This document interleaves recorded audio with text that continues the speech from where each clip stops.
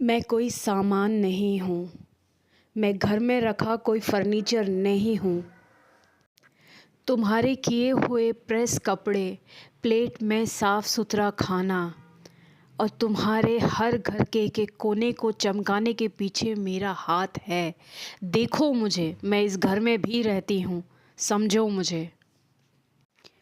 Love marriage और उससे पहले 5 साल का रिश्ता। देखो मुझे, वही हूँ मैं। तुम्हारी खुशियों से ज़्यादा तुम्हारे गम में तुम्हारा साथ दिया। तुम्हारे उतार-चढ़ाव में हमेशा तुम्हारे साथ खड़ी रही। अपना काम छोड़ दिया, अपनी पढ़ाई को साइड में रख दिया और तुम्हारी खुशियों के लिए हमेशा तुम्हारी शील्ड बन के रही मैं। देखो मुझे, आज वही हूँ मैं। देखो मुझे, बड़ी गाड़ी, बड़ा घर और जेवरात, ये सुन के तो तुम्हारे साथ नहीं आई थी मैं। तुम्हारा और मेरा रिश्ता, साथ में कुछ करेंगे, साथ में आगे बढ़ेंगे, एक दूसरे का ख्याल रखेंगे, सिर्फ इतना ही था, इसी पे तो आई थी मैं। तुम्हारे स्ट्रगल के दिनों में तुम्हारी जेब खाली रहती थी। तुम्हारे पास खाने पीने के लिए कुछ नहीं होता था। तुम अपनी नौकरी की तैयारी कर रहे थे। उस वक़्त अपने घर से थोड़ा-थोड़ा पैसा जोड़-जोड़ करके मैं तुम्हें ला कर के तुम्हारे हाथों में दिया करती थी। तुम्हारे उस स्ट्रगल के दिनों में तुम्हारे माँ-बाप ने तक तुम्हें छोड़ दिया, उस वक़्त मैं तुम्हारे साथ खड़ी थी। तुम्हें तुम्हारे घर बात करने के लिए एसटीडी पीसीओ के पैसे तक मैं दिया करती थी।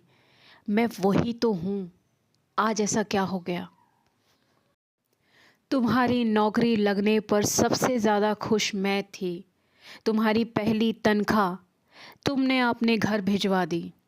सबसे ज़्यादा खुश मैं थी उस वक़्त।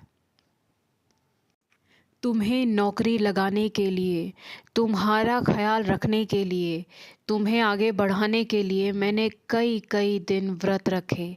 कई-कई दिन भूखे प्यासे रह कर के तुम्हें अपनी मन्नतों में रखा ताकि तुम आगे बढ़ सको। तुम्हारी ज़िंदगी को आसान बनाने के लिए मैं मजदूर बन गई।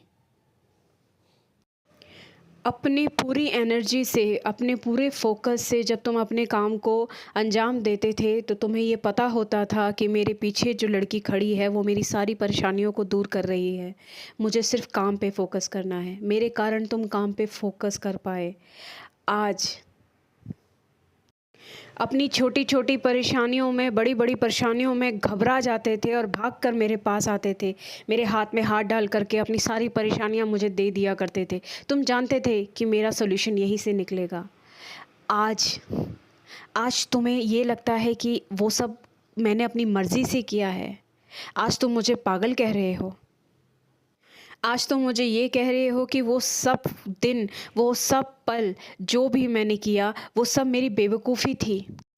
अपनी ज़िंदगी का गुड लक मानते हुए तुमने मुझसे शादी की थी, पर क्या वो सब षड्यंत्र था तुम्हारा? आज जिन आंटी अंकल के रिलेशनशिप की कहानी मैं आज आपको सुनाने जा रही हूँ, जिन्होंने ऑलमोस्ट अपना बचपन, अपना टीनेज साथ में बिताया, जिसमें हर वक्त, हर पल आंटी साई की तरह उनके साथ थी। अंकल के किसी भी छोटे-मोटे परेशानियों को आंटी यूँ ख़त्म कर देती थी। अंकल के लिए आंटी उनका लकी चार्म थी। आंटी भी बहुत सहजता से, समझदारी से अपना फ़र्ज़ अच्छे से निभा रही थी, सिर्फ़ इसलिए कि उनको ये यकीन था कि मेरा प्यार हम दोनों को कभी अलग नहीं होने देगा। आंटी की ज़्यादा उम्मीदें नहीं थी अंकल से, क्योंकि वो उनका अंदर बचपना और लड़क से आप किस्मत कह लो या उस ऊपर वाले का खेल कह लो, पर ऐसा वाक़ई में होता था कि आंटी अगर किसी चीज़ के लिए दिल से दुआ करती थी, तो वो अंकल को ज़रूर मिलती थी और अंकल को भी ये कहीं न कहीं पता था और वो बार-बार अपनी परेशानी लेकर के आंटी के पास आ जाते थे। प्यार था, दिखावा था, मैं नहीं जानती, लेकिन उनको ये पता था कि मेरी सारी परेशानियों का हल इस लड़की के पास ही है। जहाँ लोग अपनी मिन्नतें पूरी करने के लिए मंदिर, गुरुद्वारे और कई तीर्थ स्थलों में जा कर के मत्था टेकते हैं, वहाँ अंकल को एक अंधविश्वास सा बैठ चुका था, या विश्वास कह लीजिए, कि वो अपनी नौकरी में जाने से पहले आंटी के पास आए और अपना हाथ उनके हाथ में रख के पूछा कि क्या मेरी नौकरी लग जाएगी? आंटी ने भी बड़े भाव से बोला, हाँ, हाँ, तेरी नौकरी लग जाएगी, तू टेंशन मत ले, मैं हूँ।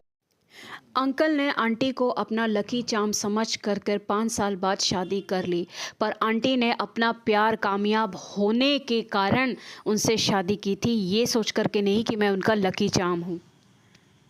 आंटी का सिंपल सा सोचना था कि अच्छा वक्त हो चाहे बुरा वक्त हो, हम साथ में उसे अच्छा कर ही लेंगे। पर अंकल के लिए एक हाथ लगी अपॉर्चुनिटी थी। उनको यही लगता था कि मेरी कोई भी परेशानी, धन दौलत, प्रमोशन, पैसा, मुझे कुछ भी चाहिए, मैं आंटी के अंदर हाथ डालूँगा और मुझे सारा मिल जाएगा। अपनी पसंद की शादी और अपनी पसंद की नौकरी, रिश्तेदारों में वाहवाही, अब तो माँ-बाप भी पीछे लगने लग गए थे। अंकल 7वें आसमान में थे, अब वो धरती की तरफ देखना भी नहीं चाहते थे। नई-नई शादी थी, हाथ में पैसा था। अब तो आंटी अंकल के अपने स्ट्रगल के दिनों से बाहर आकर के दुनिया एक्सप्लोर करने का टाइम था, जगह-जगह घूमने का टाइम था। एक्चुअली में वो टाइम था जब अंकल अपना दिल से थैंक यू आंटी को जता पाते और आंटी को अपने अपने तरफ अपने तरीके से उनको थैंक यू अपने तरीके से आंटी को थैंक यू बोल पाते। वो सही समय था उस औरत को दिल से धन्यवाद बोलने का। हमेशा से अपनी इच्छाओं को मार कर अंकल को पहले रखने की आदत अंकल को ऐसे लगने लगा था कि इसकी आदत ही ये है, इसकी कोई इच्छाएं है थोड़ी, कुछ बोलती नहीं है, कुछ मांगती नहीं है, ये तो ऐसी है, इसे ऐसा ही पसंद है। पर ऐसा नहीं था, ऐसा नहीं था। आंटी भी अच्छे दिनों का ही वेट कर रही थी, वो अंकल पे बर्डन नहीं बनना चाहती थी। एक समझदार गर्लफ्रेंड और एक समझदार पत्नी अक्सर एक आदमी अपनी बेवकूफ़ियों से ही खोता है। जब एक गधे के सर पे सींग आ जाते हैं ना, तो वो अपने आप को पंछी समझ कर के उड़ना शुरू कर देता है। अंकल के वही हालात थे। नई नई नौकरी के चस्के में, अपने ऑफिस के नए एनवायरनमेंट के चस्के में ये आदमी ये भूल गया कि इसके घर में एक पत्नी है, वो पत्नी जो इसके बुरे वक्त में इसके साथ थी। ऑफिस की अतरंगी पार्टियां, वहाँ पर काम करने वाली मॉडर्न लड़कियां। अंकल का दिमाग 7वें आसमान में चढ़ चुका था। अब ये हालात थे कि वो अब घर लौटते थे तो उन्हें अब गुस्सा आने लगा था, क्योंकि समय पर वापस ना आने का जवाब देना उन्हें अपनी तौहीन लगती थी। उनको ये लगता था कि ये है कौन, मैं इसे क्यों जवाब दूँ, मुझे बाहर रहना अच्छा लगता है, ऑफिस की बाकी लड़कियों के साथ उठना बैठना अच्छा लगता है, आंटी को जवाब देना उन्हें अच्छा नहीं लगता था। अपनी नई ज़िंदगी में आंटी उन्हें अब खलल लग रही थी।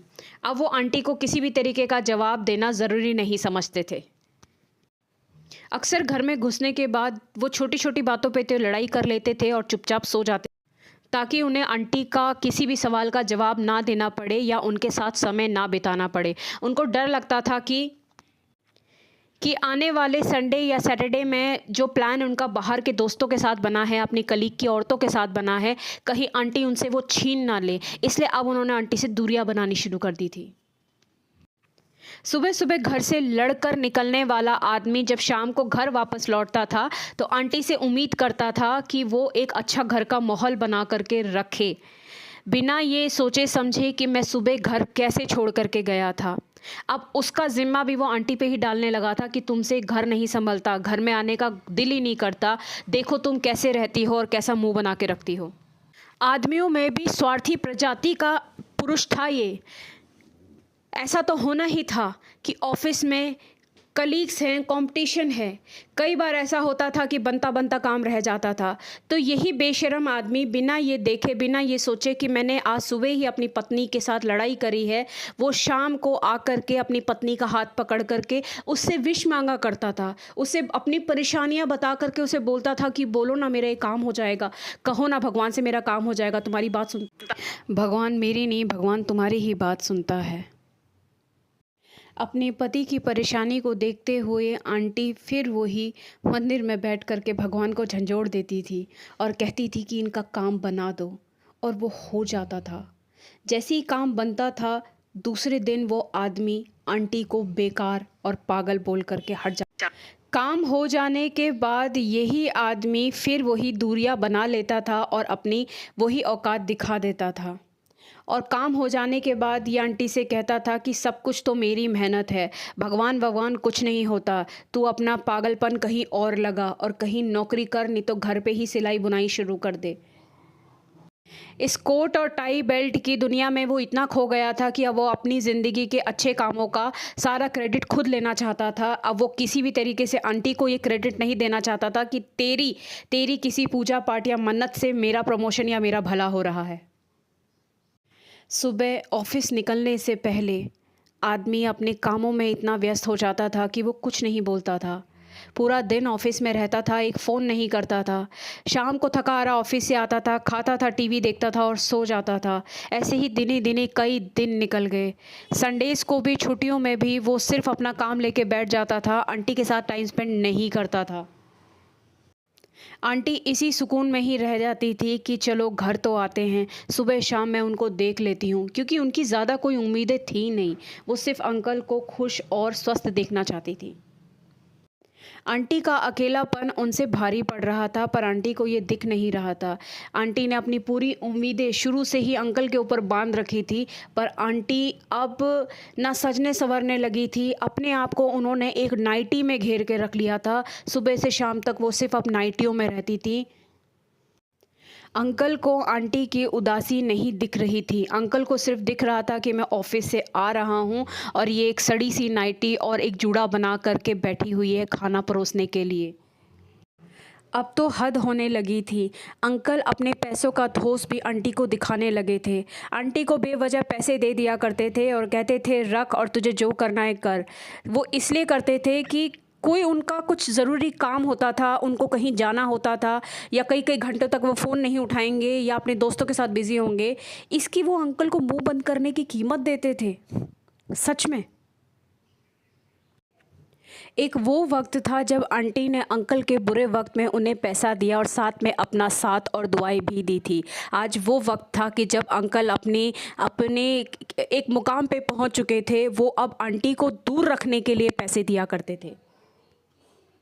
आंटी को पैसों से कभी कोई लगाव नहीं था दोस्तों, कभी कोई लगाव नहीं था। एक साधारण और सिंपल रहने वाली औरत थी वो। आज मैं आपको एक बात बता दूँ, जो नए-नए दिखावटी लोग बनते हैं ना, जो उनके अंदर दिखावा बहुत ज़्यादा होता है, उनको कोई एक इंसान अगर झेल रहा है तो उसकी कदर करना शुरू कर दो। क्योंकि जो बाहरी दुनिया है ना, ये मगरमच्छ की तरह है जो दोनों तरफ मुँह खोल के बैठी हुई है। ये आपको निगल लेगी। आपका दिखावा किसी बाहर के इंसान को तुरंत पता चल जाता है और वो आपका पीठ पीछे मज़ाक भी उड़ाता है और आपके धन, दौलत और आपके इमोशंस के साथ खेलता भी है। पर ये इंसान को तभी समझ में आता है जब हाथ से सब कुछ चला जाता है। अपने घमंड में अंकल इतना खो गए थे कि वो अब लोगों का अपमान करना शुरू कर दिया था। लोग भी उनका हंसी मजाक उड़ाते थे, अपमान करते थे। जाहिर सी बात है, हर कोई आपसे प्यार नहीं ना करता। तो अब अंकल का ये एटीट्यूड हो गया था कि अगर उनको किसी से कोई ईर्ष्या निकालनी होती थी या किसी भी तरीके से किसी के आगे जाना होता था, आगे बढ़ना होता था, तो वो तुरंत अपनी बीवी के पास आकर के अपना अपना गुड लक जैसे निकालते थे और पत्नी के सामने घुटनों में बैठ करके उनके हाथों में हाथ डाल करके उनसे अपनी इच्छा रखते थे, जैसे कि ये जिन अब इच्छा बोल देगा। जिस औरत को आप खुश नहीं रख रहे, जिस औरत को की तरफ आप देख भी नहीं रहे हो, आपको ये भी नहीं पता कि उस औरत ने लास्ट टाइम वो हंसी कब थी, आप बेशर्मों की तरह उनके पास जा कर के अपनी इच्छा पूरी करने के लिए उन पे दबाव डाल रहे हो। क्या है वो? अंकल का तो ये मानना हो गया था कि मैंने अपनी किस्मत को पत्नी बना करके अपने घर में खूंटे से बांध लिया है। क्या सोच हो गई थी उस आदमी की, और आंटी की क्या मानसिक स्थिति रह गई थी कि उसने एक ऐसे आदमी में इन्वेस्ट करा जिसका दिमाग खराब हो चुका था। आंटी कई बार अंकल को ये बात समझाती थी कि आप कुछ चीज़ गलत कर रहे हैं। किसी का अपमान करना ही बहुत बड़ी बात है, गलत बात है। आप इन चीज़ों को बढ़ावा मत दीजिए। मैं कोई परी नहीं हूँ, मैं कोई इच्छा पूरी करने वाली कोई गुड़िया नहीं हूँ। आप एक जीता जागता इंसान लेकर के आए हैं। अंकल भड़क जाते थे, कहते थे तू मेरे लिए ये करना नहीं चाहती, तुझे अब ये सब करने में मज़ा नहीं आता, मुझे पता है तू कर सकती है, लेकिन तू मुझे नीचा दिखाना चाहती।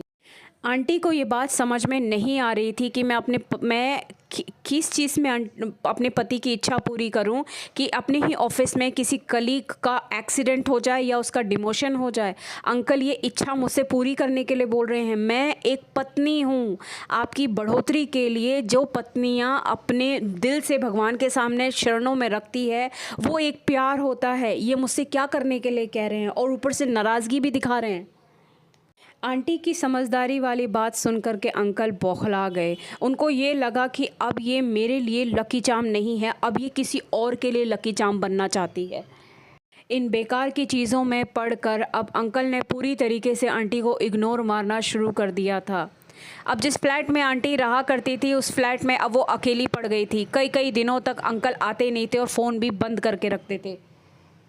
अंकल का ये मानना था दोस्तों कि अगर मैं फ़ोन बंद कर दूंगा, घर से चला जाऊंगा, कुछ दिन मैं ज़िद करूंगा तो आंटी को मेरे सामने झुक करके मेरे लिए प्रभु से प्रार्थना करनी पड़ेगी और उस आदमी को डिमोशन करवाना पड़ेगा। क्या आप सोच सकते हैं? पर ऐसी मानसिकता के लोग भी होते हैं। मेरी कहानियों में आप ऐसी ऐसी चीज़ें सुनेंगे जिनका प्रमाण किसी के ऊपर हाथ उठाना नहीं है, गाली देना नहीं है। ये कुछ ऐसी मानसिकता हैं जो बीमारी हैं। घर में पड़े फर्नीचर की तरह आंटी की ज़िंदगी हो गई थी। अब उनमें और खिड़की दरवाज़ों में ज़्यादा अंतर नहीं रह गया था। वो अपने किस जन्म की सज़ा भुगत रही थी, बस वो ज़िंदगी भर खुद से यही पूछती रह गई कि मेरे से क्या गलती हो गई। वो कई बार अपने आप में ये भी कहा करती थी कि भगवान मेरे मुंह से कुछ ऐसा ना निकलवा दे या मेरे आंसू इस हद तक ना निकल जाएं कि वाकई में इस आदमी के ऊपर बहुत बड़ी विपदा आ जाए। घबराती थी वो, पर अकेली हो गई थी। ना कोई बात करने वाला था और ना ही कोई साथ देने वाला था। पैसा था, मकान भी था, पर वो नहीं था जिसके लिए पूरी ज़िंदगी दांव पे लगा दी थी।